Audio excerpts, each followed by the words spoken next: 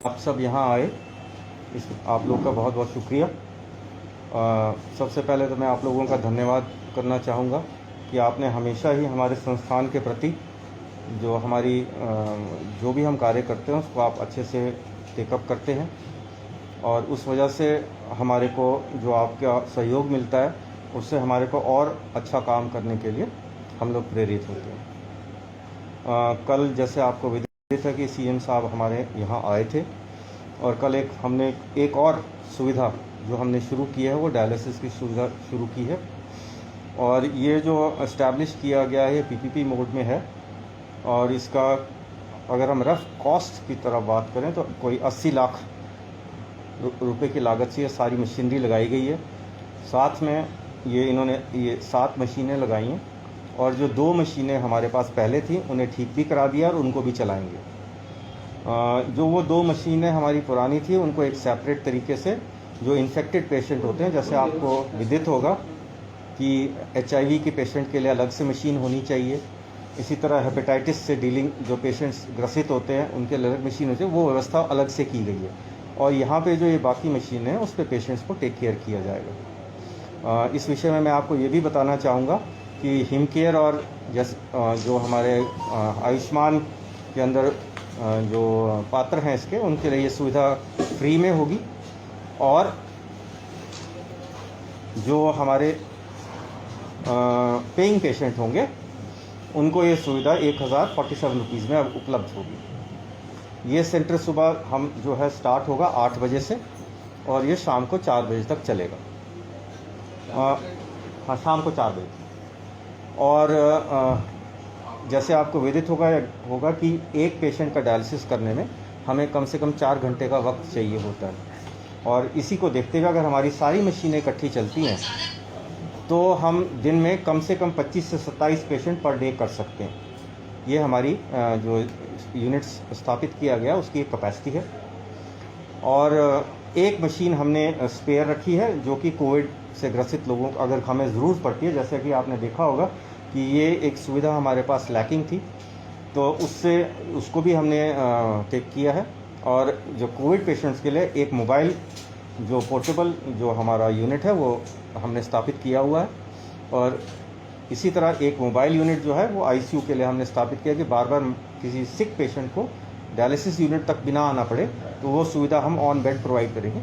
इसमें ये हमने सारा कार्यक्रम किया हुआ है। जैसे आपको विदित है कि डिफरेंट बीमारियों के लिए, जैसे डायबिटीज़ है जो आजकल काफ़ी जिसका संक्रमण बढ़ता जा रहा है क्योंकि हमारा लाइफस्टाइल काफ़ी चेंज हो गया है, तो उस वजह से हमारे संस्थान से तकरीबन 1 महीने में 100 ऐसे लोग थे जिनको इस सुविधा की ज़रूरत थी और उसको हम सुविधा नहीं दे पा रहे थे। तो जैसे कि हमारी सरकार हर सुविधा मरीज़ों को देने के लिए कृत संकल्प है, और उसी के उसमें करते हुए सरकार ने ये हमारे को जो हमारी मांग थी उसको पूरा किया, और इससे कि हम और बेहतर सुविधाएं इन सब लोगों को दे पाएंगे।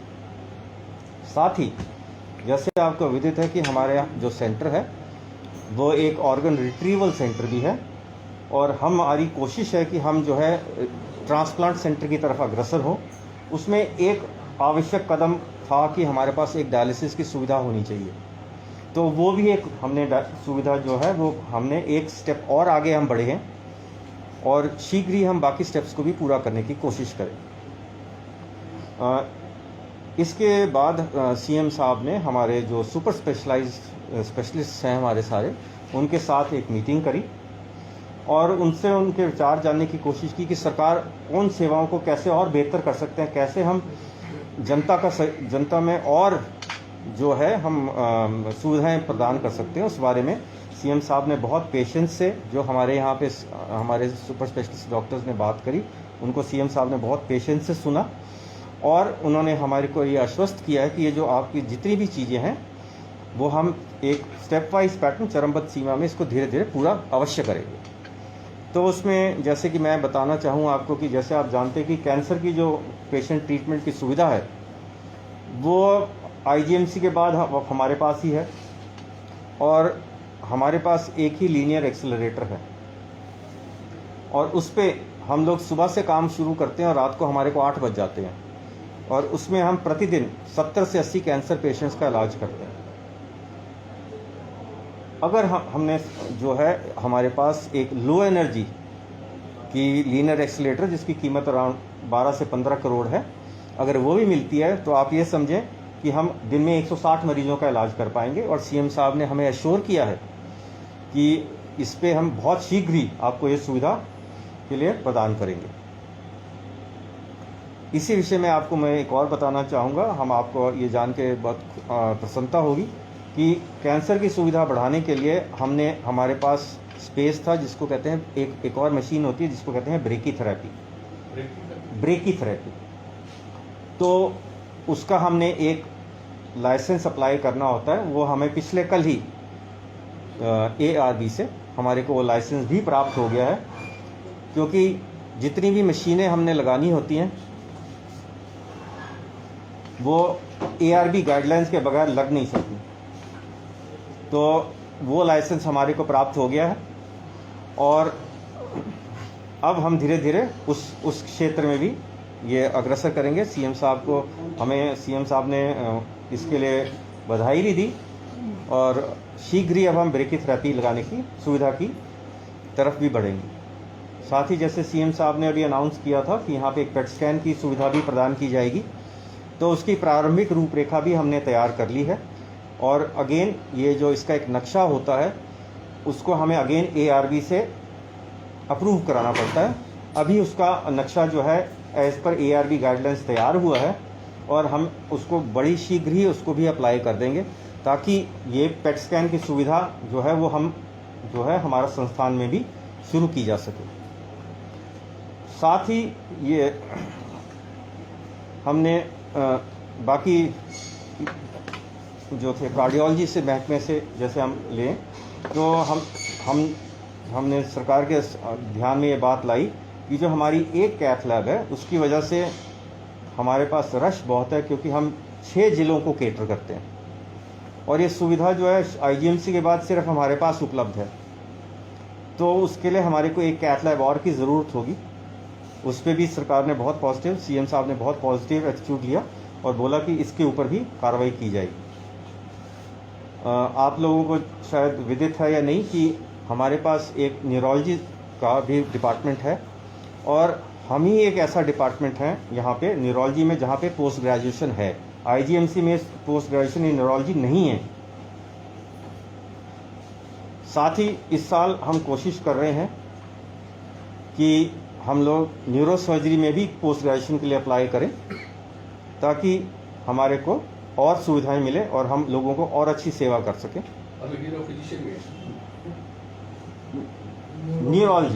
न्यूरोलॉजी में जो पोस्ट ग्रेजुएशन है वो सिर्फ हमारे संस्थान में है। न्यूरोसर्जरी में हम अप्लाई कर रहे हैं सर। एक प्रक्रिया है जिसको हम पार करेंगे तो उसके बाद ही वो हमारे को पता लगेगा सर। न्यूरोलॉजी में कितनी सीट्स हैं? 2। वो ऑलरेडी हमारे पास उनके कैंडिडेट्स आने भी शुरू हो गए हैं। पिछले साल 2 आ गए थे, इस साल भी आएंगे। इसी तरह जो हमारा मेन मुद्दा था कि जो हमारे पास कंसल्टेंट्स तो आ गए हैं, लेकिन हमारे पास सीनियर रेजिडेंट्स की कमी है। इन विभाग को चलाने के लिए हमें सीनियर रेजिडेंट चाहिए और सीएम साहब ने इस बात को एग्री किया और हमारे को आश्वस्त किया कि ये जो हमारी बड़े लंबे समय से डिमांड है कि जो सुपर स्पेशलिटी के डिपार्टमेंट हैं उनमें भी सीनियर रेजिडेंट होने चाहिए, उस पर वो शीघ्र ही कार्रवाई करेंगे। साथ ही आपने देखा, हमने आपको जैसे कि सीटी स्कैन की नई मशीन लग गई है, MRI की नई मशीन के काम चालू है और वो भी शीघ्र ही लग जाएगी। लेकिन हमारे पास जो है रेडियोग्राफर्स की बहुत कमी है। अगर हम ये सर्विसेज देना चाहते हैं तो हमारे पास रेडियोग्राफर्स अधिक होने चाहिए। हमने अपना एक आंकड़ा जो था वो साझा किया सरकार के सीएम साहब के साथ कि हमारे यहाँ और IGMC में ये काफ़ी फ़र्क है और हमारी जो सर्विसेज हैं वो एट पार विद IGMC हैं। तो सीएम साहब ने वो जो हमने डॉक्यूमेंट सीएम साहब को दिए थे उन्होंने बड़े ध्यान से देखा और हमारे को ये आश्वस्त किया कि वाकई ही हम आपके लिए ये ज़रूर कार्रवाई करेंगे। साथ ही मैंने जो हमारे सुपर स्पेशलिस्ट डिपार्टमेंट है उन्होंने इस बात के लिए भी सीएम साहब से रिक्वेस्ट करी कि OTs की फैसिलिटी बढ़ाई जाए और उसको बढ़ाने के लिए हमारे को OTAs की ज़रूरत है और कंपैरेटिवली हमारे पास आईजीएमसी से काफ़ी कम लोग हैं। तो सीएम साहब ने ये 2 चीज़ों पे भी हमें आश्वस्त किया कि शीघ्र ही ये जो हैं पोस्ट क्रिएट की जाएंगी और इनको फिल किया जाएगा ऑन प्रायोरिटी, ताकि हम लोग जो हमारे सर्जन्स हैं वो और अच्छी सेवाएं दे सकें और हम और लोगों के अधिक से अधिक ऑपरेशन कर सकें। साथ ही हमने सीएम साहब के ध्यान में ये भी लाया कि कुछ पोस्ट हमारी खाली हैं रिगार्डिंग CTVS, और हम ये चाहते हैं कि हम यहाँ पे बाईपास सर्जरी ऑफ हार्ट इसको भी शुरू करें। तो सीएम साहब ने हमारे को इस बात का भी आश्वासन दिया कि ये जो आपकी जो है उसके लिए परफ्यूजनिस्ट की पोस्ट होती है जो सरकार ने क्रिएट कर दी, उसको हम अतिशीघ्र ही भर देंगे। क्या पोस्ट का नाम? परफ्यूजनिस्ट। क्योंकि आपको पता है CTVS डिपार्टमेंट में एक्सेप्ट जो बाईपास सर्जरी हार्ट की बाईपास के अलावा हम बाकी सारी पेरिफेरल बाईपास की सर्जरीज कर रहे हैं। तो जैसे ही ये 2 पोस्ट फिल होती हैं तो बहुत ही शीघ्र इन नियर फ्यूचर हम यहाँ पे ओपन हार्ट सर्जरी भी शुरू करने में सक्षम है। उसके लिए जो ICU की ज़रूरत है वो हमने क्रिएट कर दिया है। हमने अपना एक उनके लिए CTVS के लिए अलग से ICU तैयार कर दिया गया जो एक पहल इन पेशेंट्स के लिए होता है, और जो हमने जितनी परचेजेज हैं वो भी उनके लिए कर ली हैं। हमने सीएम साहब से सभी विभागों ने जो सुपर स्पेशलिस्ट डिपार्टमेंट है उन्होंने ये रिक्वेस्ट किया कि कुछ और फंड्स की ज़रूरत पड़ेगी, और सीएम साहब ने हमारे को ये आश्वासन दिया कि ये सारी चीज़ें आपकी मानी जाएंगी, क्योंकि हमारा संस्थान जो है वो 6 जिलों को केटर करता है। वो सीएम साहब ने खुद भी इस बात को बोला कि आप बहुत बड़े ज़िले को देखते हैं, आपका ज़िला ही अपने आप में बहुत बड़ा है, तो ये सुविधाएँ आपको ज़रूर दी जाएंगी। और हमारी जितनी भी बातें थी अदर स्टाफ्स के रिलेशन में भी, चाहे हमारा मिनिस्ट्रियल स्टाफ हो, चाहे नर्सिंग स्टाफ हो, जो भी स्टाफ हो, उसके बारे में उन्होंने बहुत पेशेंटली हमारी बात को सुना और बोला कि ये सारी बातें आपकी जो हैं उस पर हम शीघ्र कार्रवाई करेंगे। तो यही मैंने आप सबसे बात साझा करी थी। अगर आप कुछ पूछना चाहते हैं तो। ये टोटल 9 हो गई डायलिसिस की मशीन। हाँ, 7 और 2 9 से 7 नहीं लगाई हैं, 2 हमारी पुरानी सर। एक रहेगी कोविड पेशेंट के लिए, एक रहेगी, 2 रहेंगी तो दूसरे डिजीज है। 2 डिजीज के लिए हैं सर। जो उसके अलावा 5 जो है 6 सर, जो छठी मशीन है वो भी हम डायलिसिस यूनिट में रखेंगे ताकि 6 पेशेंट उसको स्थिर कर देना, क्योंकि वो कभी भी कहीं भी जा सकती है, तो उसका ऑप्टिमल यूटिलाइजेशन के लिए वो भी डायलिसिस यूनिट में रहेगी। अगर वार्ड में यानी कि किसी ICU में ज़रूर पड़ती है तो मशीन वहाँ ट्रांसफ़र हो जाएगी, तो किसी मशीन को हम खड़ा नहीं रखेंगे सर। और क्या वो नई चीज़ बताओ आपको? अच्छा, नई चीज़ में मैं जैसे मैंने बताया पेट स्कैन की तरफ हम बढ़ रहे हैं, ब्रेकीथेरेपी मैंने आपको बता दिया कि उसकी तरफ भी हम बढ़ रहे हैं।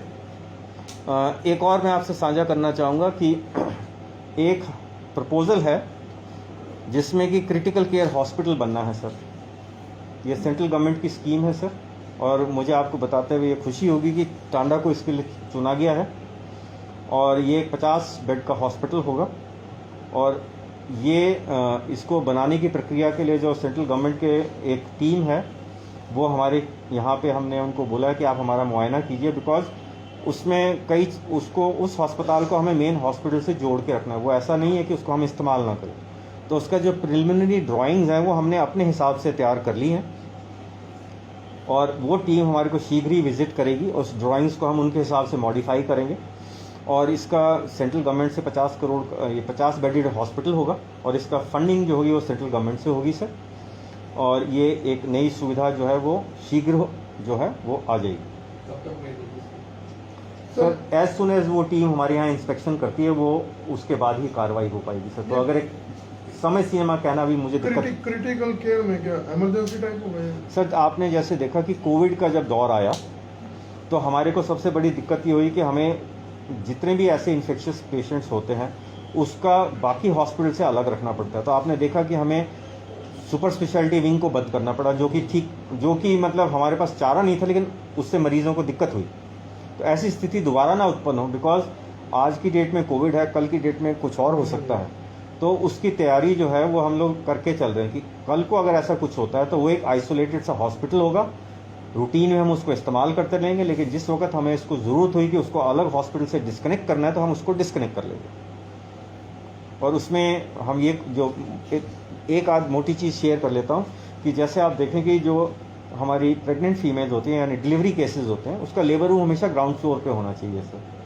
पेशेंट को ऊपर ले जाना नीचे ले जाने में दिक्कत होती है, तो वो सारे उसकी मॉडिफिकेशन उस हिसाब से करेंगे। जब भी वो बनेगा तो हमारा प्राइम उसमें डिज़ाइन ही ऐसा होगा कि जो है वो ग्राउंड फ्लोर पे ही। काटने के लिए आपने बोले कि एक कैथ लैब है क्या ज़्यादा एक कैथ लैब और की हम की है तो उस पर कार्रवाई होगी सर, क्योंकि हमें स्पेस भी चाहिए सर।